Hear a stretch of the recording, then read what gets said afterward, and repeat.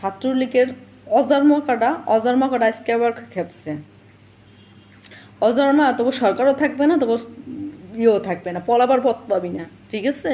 তবু একটা কথা আছে না যে মরিচিকার পাখা গজা মরিবার তরে, তবু মত গনায় আইছে, ঠিক আছে? তোরা অতিরিক্ত পারছস না, তবু সরকারও থাকবে না, তবু ক্ষমতাও থাকবে না, তখন তোরা পলাবার পথও পাবি না, টেনশন করিস না।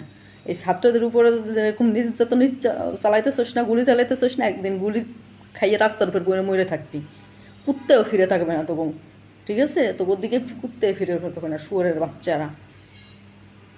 এগুলো দেখে কোনো কেউ সহ্য করে থাকতে পারে না, এগুলো দেখে সহ্য করা সম্ভব না।